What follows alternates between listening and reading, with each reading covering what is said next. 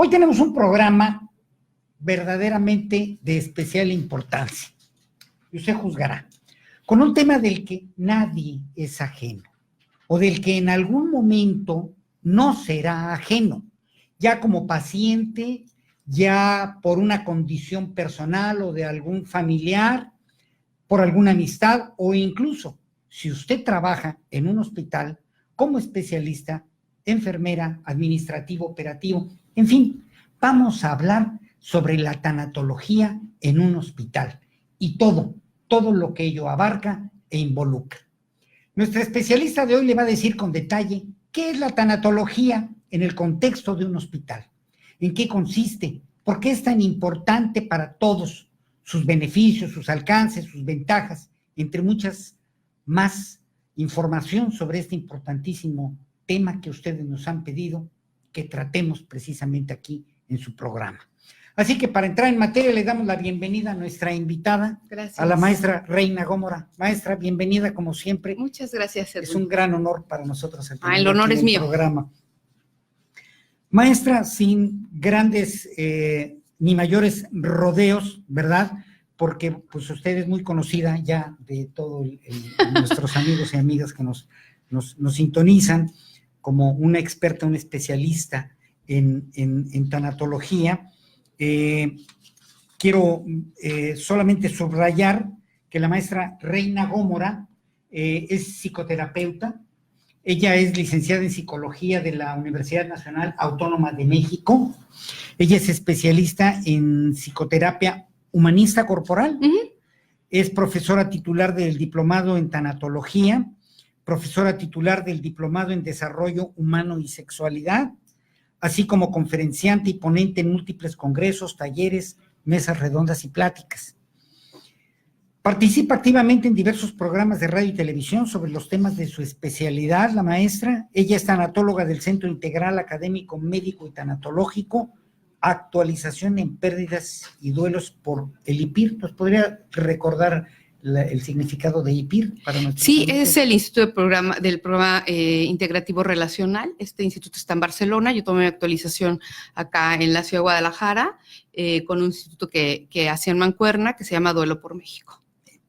Gracias, maestra. Ha elaborado e impartido diplomados en tanatología en diversas universidades del país y actualmente es directora académica de APREDSEX, Agrupación Profesional para la Educación Sexual, Asociación Civil, y educadora de la sexualidad del Instituto de Estudios sobre Sexualidad y de Pareja, Asociación Civil. Maestra, ahora sí, sin rodeos, estaba yo a punto de saltarme sus datos curriculares, que sin problema son muy importantes para la referencia de nuestros amigos y nuestras amigas que nos escuchan. Maestra, ¿qué papel juega la tanatología en un hospital? Hemos tenido ya muchos programas sobre este tema, pero en un hospital, ¿qué papel juega? En un hospital me parece que puede ser parte de las columnas vertebrales de los especialistas, porque lo dices bien, Erwin, tanatología es un tema que nos toca a todos, ¿no? Desde diferentes lados. En un hospital, específicamente en los temas de salud, evidentemente, ¿no? Yo creo que en un hospital puede haber dos posibilidades en donde juegue o se pueda realizar un papel importante desde la tanatología. Uno, desde la parte formativa o educativa, porque los hospitales tienen como fuente tanto el equipo médico como los pacientes y pues la gente interesada. Al final se relaciona con salud. Entonces, desde ese lado se puede asociar la tanatología, pero desde el otro lado, que es como el más importante y que se lleva a la práctica, es cuando existen diagnósticos importantes con la salud, ¿no? Yo no soy médico, entonces no podría decir cómo se clasifican los diagnósticos. Lo que sí puedo decir es que hay unos diagnósticos que pueden ser muy abrumadores a nivel emocional, incluso desestructurantes, y algunos otros que, bueno, pues se pueden llevar de una manera más ligera.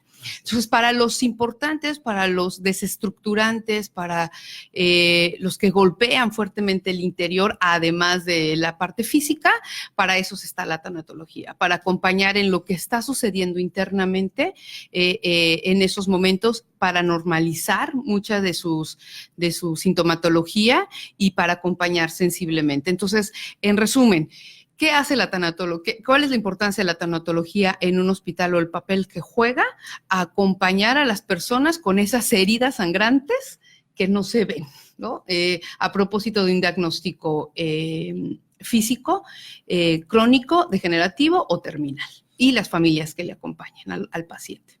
Y heridas que a veces duelen más que las que sangran de manera directa, sí, y que se llevan a veces por mucho más tiempo, ¿verdad? Sí, además tardan, y de eso hablaremos más adelante, sobre la cuestión de la cicatrización de este tipo de heridas, ¿no? Sí, las heridas por duelo son muy profundas, muy profundas. El punto es que como no se ven, es decir, no salgo en muletas por un duelo, pero puedo estar igualmente incapacitado o incapacitada por un duelo, aunque no traiga las muletas, ¿no?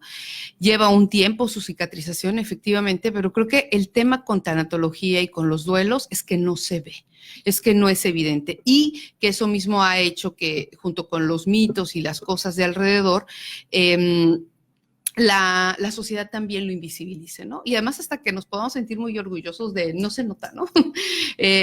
Pero eso, en lugar de ayudarnos, en realidad nos está perjudicando. Entonces, creo que encontrar un punto de apoyo, de sensibilidad en un hospital es importante, porque los médicos hacen muy bien su trabajo desde la parte técnica y están muy preparados, y algunos muy especializados en los temas médicos, técnicos, ¿no? Sin embargo, no están preparados ni especializados para la parte emocional, ¿no? Para lo que está pasando en estas heridas que no se notan. Ahí es donde entramos los tanatólogos, ¿no? Cada quien su especialidad. Cada quien su especialidad, y creo que algo muy importante dentro del hospital es que tenemos que vernos como un equipo. O sea, no es que alguien se necesite más que el otro sea mejor. No es por ahí el tema, ¿no? El tema es que algunos estamos preparados para unas cosas y otros estamos preparados para otras cosas, ¿no?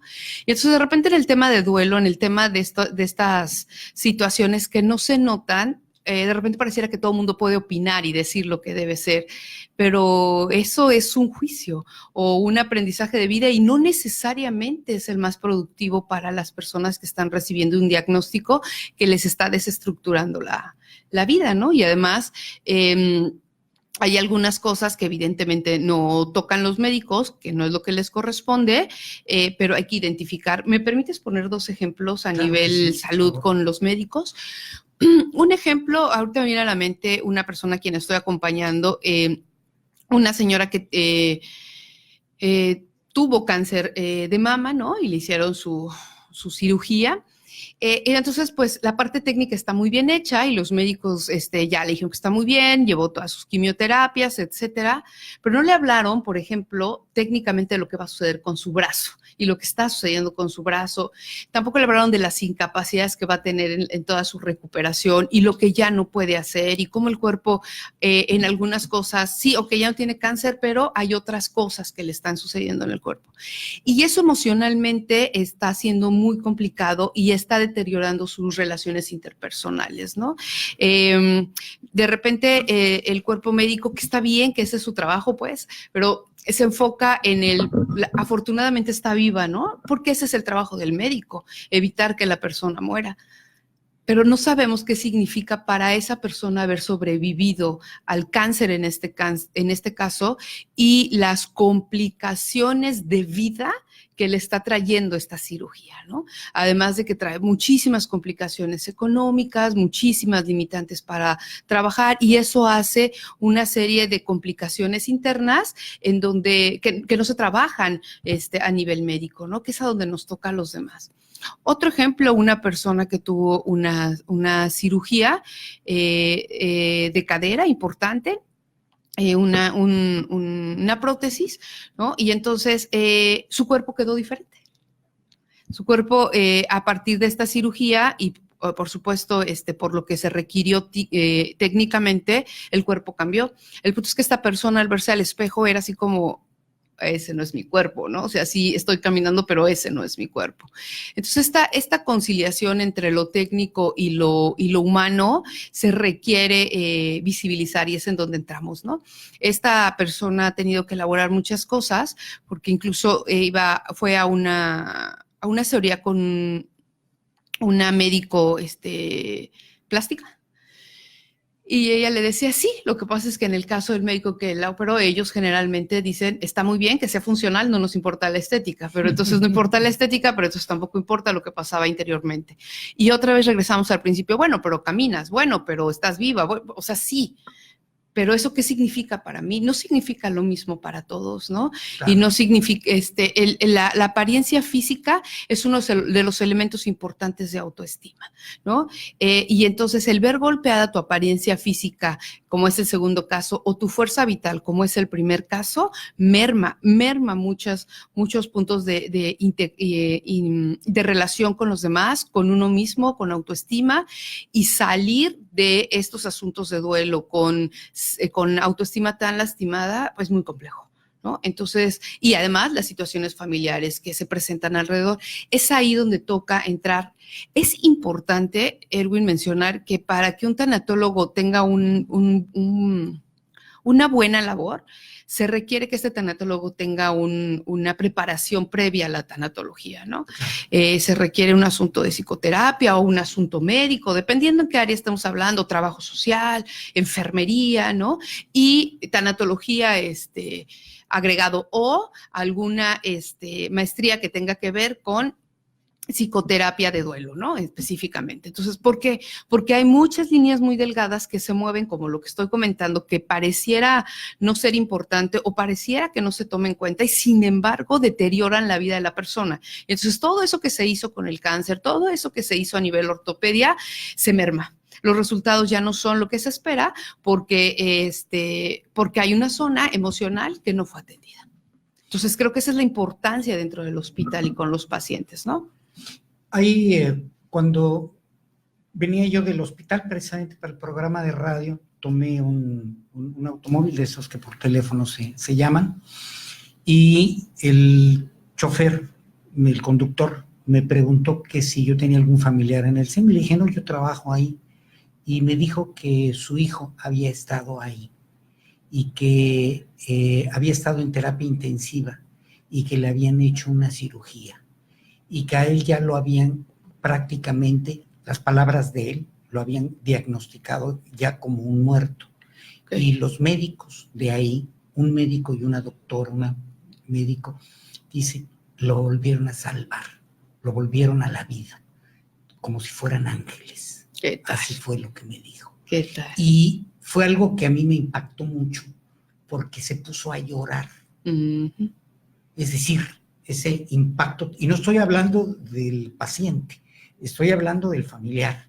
Claro. Un impacto tan mayúsculo, tan grande, y yo quiero, justamente reflexionaba por el tema que estamos tratando el día de hoy, y el hecho de que tenemos extraordinarios médicos ahí en el CEM, a nivel de todas las especialidades, cirujanos que han hecho y hacen milagros y de manera gris, o sea, sin aplausos, simplemente hacen su trabajo de ciencia, su trabajo profesional, su trabajo como especialistas, y su mayor satisfacción es saber que el paciente se está recuperando y que salió bien, y el devolverle la salud, esa es su función. Pero en este ínter, en esta situación de la recuperación de la salud, ocurren muchas cosas también, como es el miedo de los pacientes, porque cuando alguien va a un hospital y va a curarse, va a ver a un médico, bueno, no es la alegría más grande del mundo. No es una fiesta. No es una fiesta, ¿verdad? Sí, le da gusto y alegría el que se va a poder curar, pero lo cierto es que no es una fiesta, ¿no? Es correcto. Y si a alguien lo van a operar, seguramente va a tener una aprensión, un miedo, o si se trata de un familiar. Y cuando hay alguna pérdida, y o una pérdida muy grande, la manera de poder manejarlo. A veces nadie sabe cómo se hace eso, cómo se puede manejar. Y es ahí donde justamente lo que usted dice. Sí, por eso comentaba que era muy importante tener algunos otros elementos aparte de solo el área de tanatología, porque, a ver, el área de tanatología ingresó a la medicina, no tiene mucho, fue por ahí de 1940, es un área relativamente nueva, Sí. ¿no? Y ya, bueno, hay varios nombres, ¿no? Pues pero la pionera pues fue Kubler-Ross, fue la que hizo el mejor estudio, pero es pionera, ¿no? Hay otros estudios ya muy contemporáneos, hay otras opciones, se ha enriquecido mucho al paso de los años, pero pues estamos hablando de ayer en la línea del tiempo, ¿no? Entonces, llegó al hospital justamente porque, bueno, antes de los 40, pues no se nacía y no se moría en el hospital, se nacía y se moría en casa, ¿no? Y a partir de este tiempo en donde el hospital se convirtió en este lugar en donde nacemos, en donde morimos, entonces empieza una perspectiva diferente de, y ahora cómo le hacemos con los que se están muriendo, o sea, ¿no? Porque no estamos preparados para eso, estamos preparados para la vida, pero no para la muerte, tampoco estamos preparados para todo lo que le está sucediendo, ¿no? Y entonces ahí es donde poco a poco, pues, fue iniciando esta especialidad de tanatología. Entonces, esto lo menciono porque cuando vivimos un duelo, es una fractura interna importante, dependiendo de qué estemos hablando, ¿no?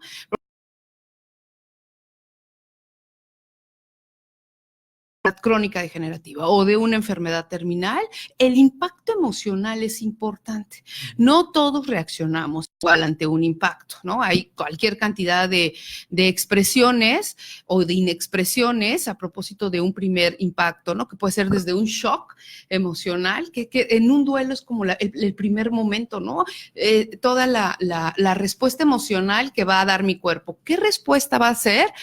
Lo que tenga mi cuerpo de información, lo que yo conozca de la vida es la forma como voy a reaccionar, ¿no? Entonces, también hay quien tarda en asimilar, en entenderlo. Sí, hay personas que tardan mucho, hay personas que racionalizan mucho, hay personas que expresan con facilidad, hay personas que huyen de lo que está pasando, hay personas que se dedican a resolver, a ver, hagamos, ¿no? Hay personas que se enojan, ¿no? Hay personas que en ese momento explotan hacia lo emocional, hacia adentro, hacia afuera, o se colapsan.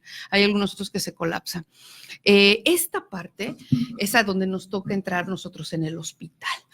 Porque el médico puede estar dando información y demás, y le tiene que dar información y datos y demás, y a lo mejor el paciente ya está noqueado, ya está emocionalmente desestructurado, o no está en el presente, ya está acá racionalizando, o a lo mejor está desbordado en la emoción, o a lo mejor está colapsado, y entonces hay que acompañar emocionalmente a esta persona en sus respuestas. ¿Y qué es de lo primero que tenemos que hacer? Decir y hacerle ver que estas respuestas son esperables. Ninguna es mejor ni ninguna es peor. Estos son los recursos que tiene la persona para hacer frente, ¿no? Pero no es el trabajo del médico, ¿no? El trabajo del médico es el asunto técnico, ¿no? Y bueno, si el médico se confronta con el llanto, por ejemplo, de un paciente o de una paciente y no sabe qué hacer, probablemente se haga muy bien el trabajo médico, pero se desestructura desde otro lado, ¿no? Entonces, sí, en un primer momento puede haber todo este desborde emocional y hay que tener elementos para contener al paciente, ¿no? En este primer impacto emocional, en este momento de shock, de incredulidad, de no sé qué está pasando, ¿no? Pero sé que duele. Sé que me está doliendo, ¿no? Eso es quizá lo único que de repente alcanzamos a ver, ¿no? Y si no estás muy acostumbrado a conectar con tus emociones, muy probablemente salgas huyendo de eso que estás sintiendo, ¿no? O te encierras, o sales huyendo, o te pones a distraerte, pero no conectas con lo que está. Entonces, ahí es donde está nuestra labor con las personas. A veces los médicos nos piden que les acompañemos a dar diagnósticos, ¿no? O que seamos nosotros los que demos algunos diagnósticos, ¿no? Para poder dar seguimiento a lo que emocionalmente va a suceder, ¿no? Porque algunas veces me han tocado muchas personas que al dar el diagnóstico, los médicos dicen, pero puede ser un diagnóstico pues muy desestructurante, y cuando se dice así como dicen en mi pueblo, a rajatabla, híjole, en lugar de ayudar, y además todavía te dicen, pero tiene que estar bien, porque si usted no está bien, entonces no vamos a poder salir. O sea, sí, es correcto, hay que hacer cosas y levantarse, ¿no? Más también hay que dar espacio a lo que emocionalmente se está sucediendo, ¿no? Al tiempo de cada paciente, no puede ser igual. Entonces, cuando decimos que un paciente se desborda, llora, expresa lo que está sucediendo, en realidad no es que esté mal. De hecho, está ayudando a su cuerpo, porque por medio de sus lágrimas se van a desinflamar muchas cosas, un desinflamatorio natural y es un relajante natural. Entonces, no va a estar así rígido y colapsado, y su cáncer no va a aumentar, al contrario, va a ayudar a que su salud se estabilice. Pero si te digo que no llores porque no sé qué hacer con este llanto, tampoco te estoy ayudando, ¿no? Aunque técnicamente esté haciendo cosas muy bien. Y entonces hay un círculo de frustración entre el tratamiento no está funcionando, pero es que usted no ayuda, pero es que a mí nadie me ayuda, pero el tratamiento no está funcionando, y ahí nos vamos dando vuelta, ¿no?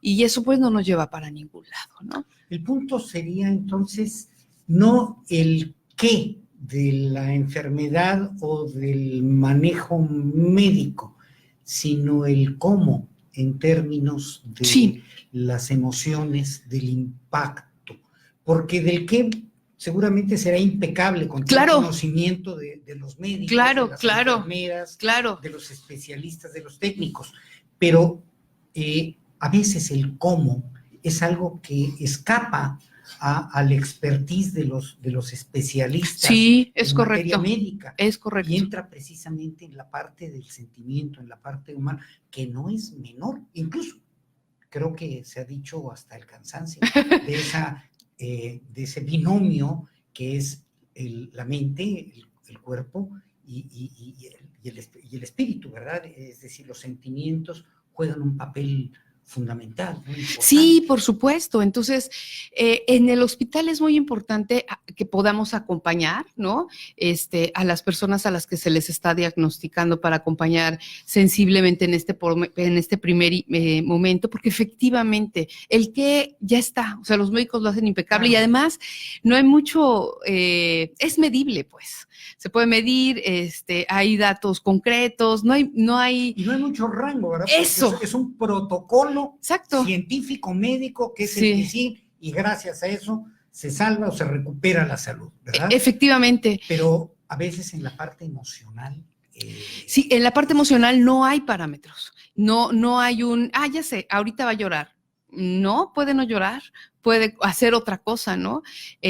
O puede no llorar y ser absolutamente improductivo, ¿no? O sea, y eso probablemente esté lastimando otras cosas, ¿no? A su propio cuerpo.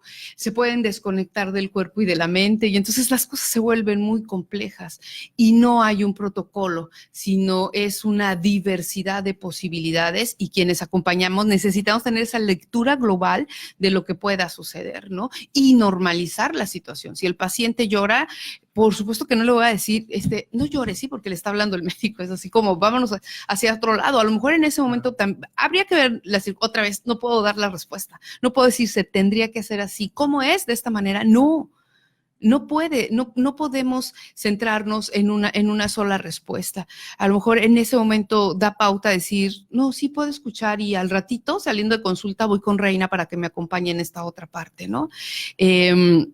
La familia a veces no sabe cómo manejarlo. Es que no solo es el paciente y la familia, ¿no? Por ejemplo, ahorita el señor del taxi por dispositivo, no era el paciente, era el familiar, y también le estaban pasando cosas. Claro. Y cosas que no estaba atendiendo, ¿no? Si desde esa falta de atención acompaña al paciente, puede ser productivo, pero también puede estarlo forzando a hacer cosas para las que el paciente no esté listo, ¿no? En este caso, por ejemplo, del cáncer de la persona que les decía, la familia es así de, ¿por qué no abres una tienda? ¿Y por qué no haces esto? ¿Y por qué no haces el otro? Si tú eres muy activa, ya no es esa persona. Claro. ya cambió y hay muchas limitantes. Y entonces esa tienda, aunque quiera ponerla, ¿qué crees? No puedo mover el brazo. ¿Qué crees? No puedo barrer. ¿Qué crees? No puedo mover la caja. ¿Qué crees? No puedo hacer todo eso que parece que podría hacer, ¿no? Entonces, todas esas cosas son pérdidas y todas esas cosas no se atienden a nivel técnico. Y todos tienen respuestas diferentes y es a donde nos toca identificar cuáles son las respuestas específicas de este paciente. Entonces sí creo que ante alguna situación de pérdida de la salud, la importancia de la tanatología es ser esta parte que contiene al paciente para que pueda seguir su tratamiento exitosamente. Entonces somos así como parte de la contención, del acompañamiento también con los médicos para que su tratamiento sea exitoso, ¿no? Para que eso que está otorgando también tenga resultados productivos, ¿no? Desde el manejo, como de una manera mucho más óptima. Me llama, creo que aquí entra a la perfección ese concepto que ha manejado usted, en el sentido de que la tanatología, que digamos comúnmente, de manera desinformada, se piensa que tiene que ver con la muerte y hasta las personas les eriza la piel y dicen, no, espérame, ¿por qué vamos a hablar de tanatología? Cuando la tanatología ha sido muy clara a usted de que no es para la muerte, es para la vida. Es para la vida. Para los que están vivos, precisamente, y para que puedan seguir viviendo y muy bien, ¿no? Y quieran seguir viviendo.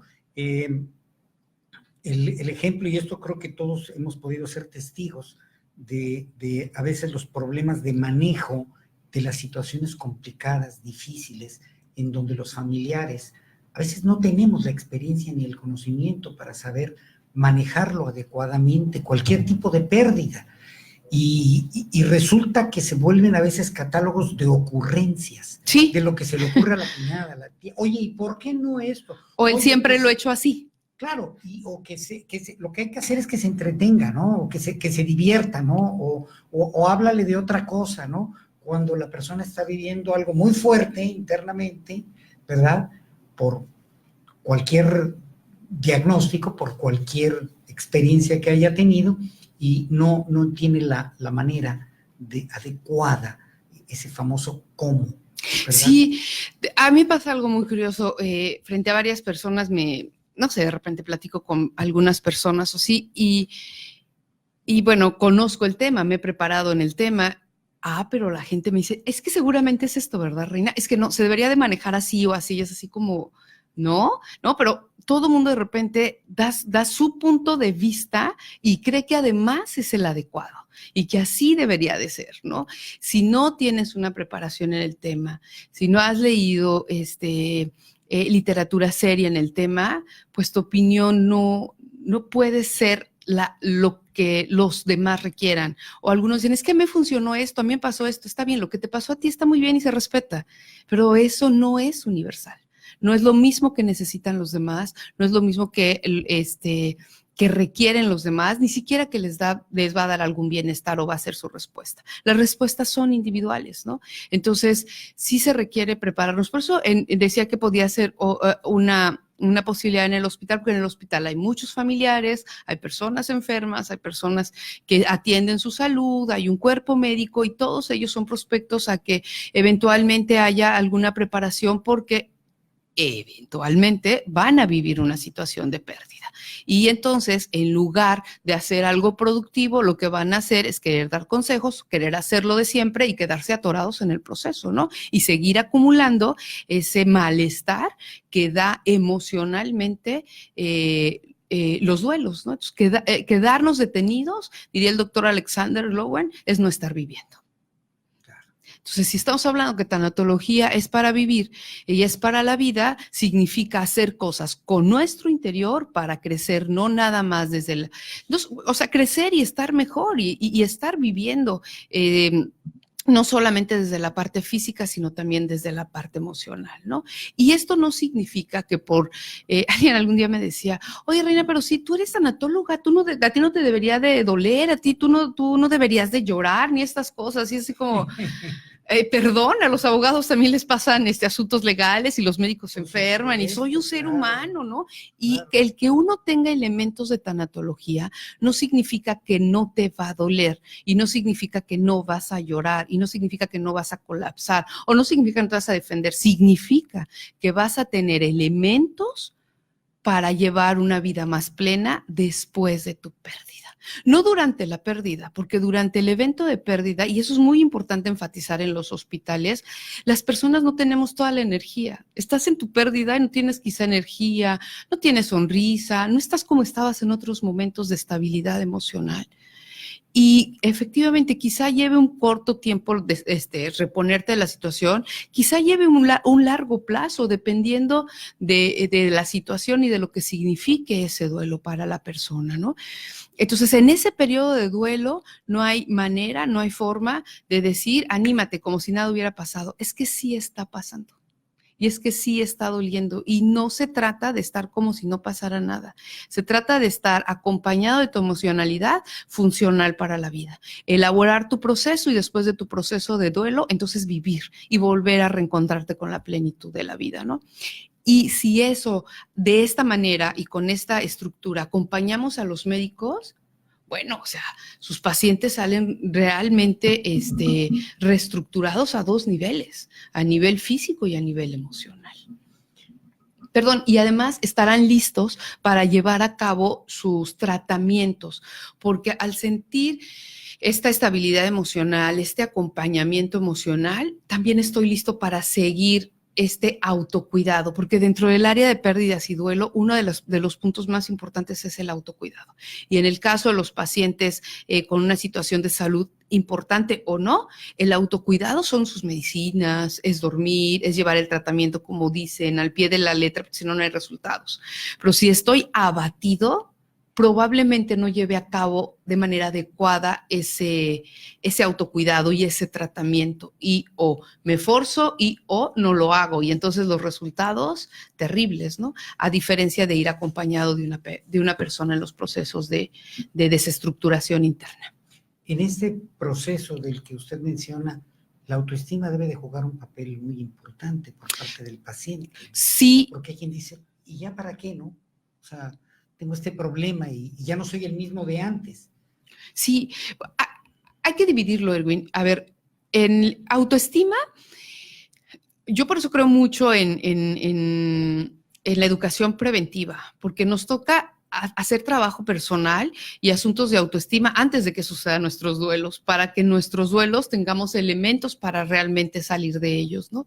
Y autoestima en el momento de duelo, digamos que se duerme un poco, como que se aquieta, porque la sintomatología emocional y la sintomatología física es fuerte, es importante y golpe durísimo, ¿no? Entonces estoy tan desestructurado, tan lastimado, tan dañado, que mi autoestima, sí, pero no es el papel principal, al menos en un principio, ¿eh?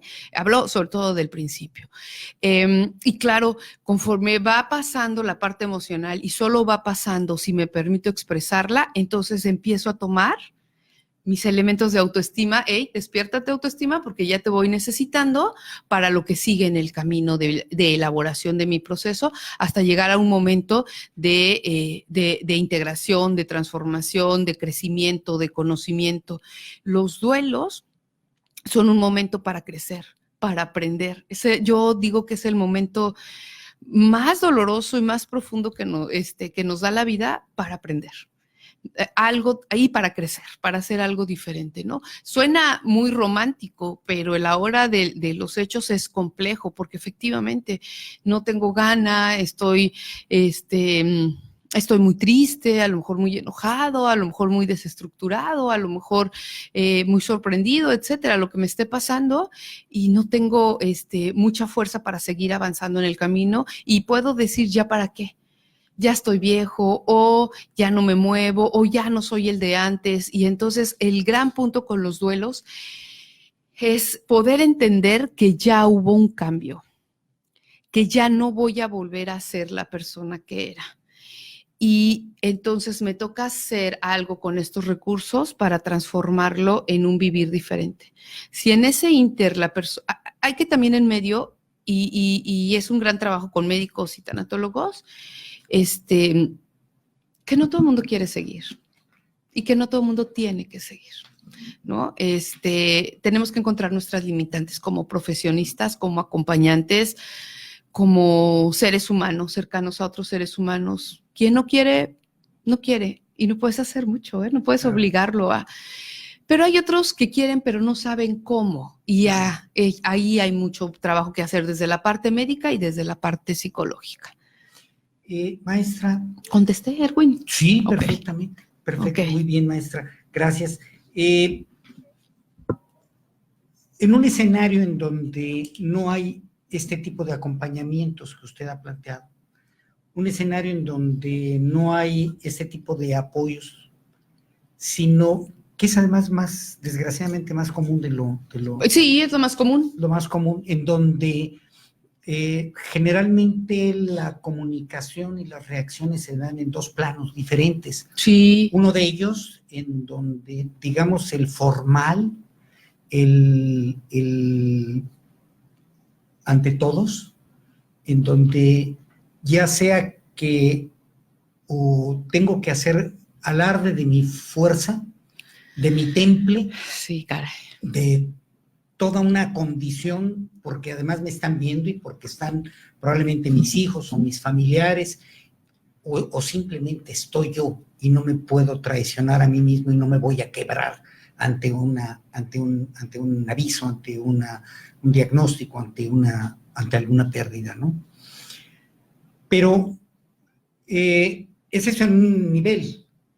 En el otro nivel, esa misma persona está abatida, está golpeada. La desesperanza, la tristeza, el dolor, el simple hecho de no saber qué hacer, qué va a suceder con él de ahora en adelante, no tener herramientas de dónde poderse asir, de dónde poderse apoyar para poder hacer algo, sí, que a veces no se sabe ni qué. Sí, ajá. El duelo es el momento que nos desnuda. Es el momento que nos desnuda y nos deja ver quiénes somos y qué elementos tenemos para la vida. Con qué contamos, con qué equipaje de vida contamos para hacerle frente a lo que venga. El miedo es inevitable, porque el miedo es una lámpara que nos va alumbrando la luz del camino y nos va diciendo aguas, ¿no? Es un momento de alerta el miedo. De hecho, esa es su función vital, biológica, ¿no? El aguas, aquí pasa algo, un sistema de alerta. Y entonces ese miedo es inevitable que suceda. ¿Qué voy a hacer con ese miedo? ¿Lo utilizaré como un sistema de alarma? ¿Lo haré crecer o le daré la vuelta? Si lo utilizo como un sistema de alarma, que sería lo importante, me va a guiar. Y voy a poder entrar a mi situación con ese miedo y reestructurar lo que esté pasando. Y podré identificar que a lo mejor me doy cuenta que necesito ayuda, que necesito compañía, que necesito, que la incertidumbre me está matando, que necesito más datos, que necesito regresar con el médico, que necesito expresar lo que está sucediendo en mi interior. Y entonces eso mismo pues nos lleva hacia dónde quiero ir, pero tiene que ver con nuestros recursos y el duelo nos evidencia cuáles son los que tenemos y con cuáles no contamos, ¿no? Maestra, un poco más adelante de eso, ya en el recuento de los daños. Sí. ¿Cuáles son las principales consecuencias? Se lo pregunto a usted como psicoterapeuta. ¿Cuáles son las principales consecuencias de un manejo inadecuado o de un no manejo de situaciones de pérdida, de duelo? ¿Qué es lo que le puede ocurrir a las personas? Van a ir más seguido al hospital o se van a enfermar más. Pero se convierten en situaciones muy crónicas. ¿Qué puede pasar? Creo que una de las principales consecuencias es que empezamos a tener muy malas relaciones interpersonales. Empezamos a no podernos comunicar adecuadamente, a no podernos expresar, a estar desconectados el cuerpo de la mente, ¿no? Somos una unidad, pero de repente nos podemos desconectar. Le empezamos a exigir a los otros que hagan lo que nosotros haríamos, ¿no? no crece la persona, no se enriquece, no es un mejor ser humano, puede evitar, puede caer en esta falta de autocuidados y entonces esa situación de salud que tendría que estar cuidando no sucede, ¿no? No se da cuenta quién es, qué le pasa, dónde está y para dónde va, ¿no? Y golpea para todos lados, y golpea pues desde la improductividad. Yo ahorita le puedo poner un caso sin decir nombres de una persona que llegó el momento en que ya no supo cómo, no trató sus duelos porque ya traía varios importantes porque quienes habían muerto son las personas que habían representado su mayor lazo emocional, ¿no? O sea, al morir la última persona que representó un lazo importante, se tomó del vino. Nada más importaba que el vino. Ni la familia, ni nada, solo el vino. Pero Reines que hubiera elaborado, sí, pero ya no tenía recursos para elaborar. Tampoco se acercó a nadie, creyó que podía solo, le costó la vida. Como este caso hay muchos, Erwin. Es muy triste porque hay muchas personas que parecen vivas y no lo están. Hay otras personas que mueren a propósito de la no elaboración de los duelos. Y tomaré lo que dijiste hace un momento y de esta improductiva expresión de no voy a llorar porque soy muy fuerte y me voy a levantar y yo puedo solo o sola y no necesito de nadie. Está muy bien levantarse y levantar la cabeza y seguir, pero bueno, en ese inter puedes ir elaborando tus duelos, ¿no? Y reconocer, tampoco tienes que estar llorando con todo mundo ni expresárselo a todo mundo. A lo mejor hay un lugar de confianza en donde puedas hacerlo. Acá estamos los psicoterapeutas, ahí estamos los tanatólogos para acompañar. No tiene que ser con todo el mundo, pero tampoco tienes que evitar lo que estás sintiendo ni reprimirlo porque te hará daño a un nivel emocional, relacional, espiritual y biológico. Reina, sí. Hemos hablado de los pacientes, hemos hablado de los familiares principalmente. En el caso de el cuerpo médico, en el caso de de las enfermeras, en el caso de quienes atienden directamente y están en contacto en la línea, ¿verdad?, con los pacientes y que son quienes con su expertise, pues, hacen todos los días estos milagros de los que hemos hablado. ¿Qué beneficios, qué cosas positivas es lo que la tanatología en un momento dado le puede ofrecer al hospital y al cuerpo médico? Pues varios. Al cuerpo médico y a las enfermeras y demás, la tanatología lo que les ofrece es empezar a eliminar prejuicios y poder atender a los pacientes de una manera más humana a partir de la empatía, a partir del conocimiento, a partir de identificar qué es esto de la tanatología, empezar a identificar y normalizar muchas de las reacciones de las personas. Las personas que se preparen en tanatología y se hagan de recursos o elaboren sus duelos, siempre podrán ser mejores seres humanos y siempre podrán ser personas que van a ayudar al otro, no desde su propia experiencia, sino desde el hecho de ser humano, ¿no? Eso mismo va a generar una mejor calidad en la recuperación del paciente. Si las personas no se preparan, no tienen elementos tanatológicos o no elaboran sus duelos, les van a pedir a los pacientes que hagan cosas para los que no están listos. Y aquí pondré un ejemplo. En algún momento me tocó un paciente que estaba ya muriendo prácticamente y llegó la enfermera y le dijo, no pasa nada, tú estás muy bien, vas muy bien. No es cierto. Se estaba muriendo, de hecho murió al tercer día. Quizá la enfermera lo sabía, solo que en esta parte técnica y en quererle dar ánimos, dijo esto, que al final no es nada productivo porque eso generó esperanza en la mamá. Y la mamá me dijo, pero la enfermera dijo que va a estar bien, ¿y qué hago allá? ¿No? Entonces, no vamos a provocar conflictos en un hospital, al contrario, el beneficio tiene que ser para todos, ¿no? Entonces, creo que y uno de los grandes beneficios, esta es el tanatología en general, porque da esta empatía, nos hace más humanos, nos acerca y cero prejuicios, ¿no? Y normalizo la sintomatología de las personas, las necesidades de las personas e integro la información y quizá en una de esas hasta les apoyo, ¿no? En el cuerpo médico y en las enfermeras. Pero técnicamente hablando, si es un tanatólogo el que está ahí con ellos acompañándoles, ¿a qué les va a ayudar? A quitarles una carga de trabajo impresionante. Sí. Porque los médicos, digamos que les quitamos la parte que más tiempo requiere. Dar los datos, darle el diagnóstico, eso tiene cierto tiempo, y incluso los médicos del IMSS creo que tienen 10 o 15 minutos por paciente, ¿no? Entonces hay que dar dato y se acabó, dato y se acabó, dato y se acabó.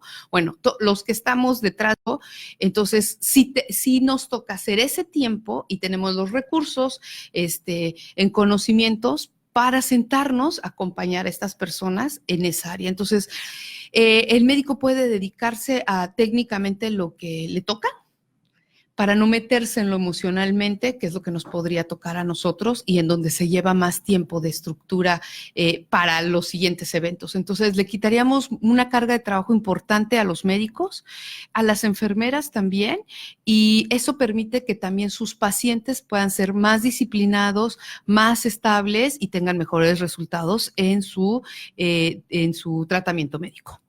Porque yo he tenido la oportunidad de escucharle preguntas de un familiar a un especialista, preguntas que no tienen absolutamente nada que ver con la especialidad del médico, ¿no? Un oncólogo, y donde le dicen, oiga, mi papá está muy triste, está muy deprimido, ya se siente muy mal porque su esposa está muy mal. ¿Qué es lo o sea, qué hago? Y entonces, por supuesto, el médico siempre va a responder, ¿no?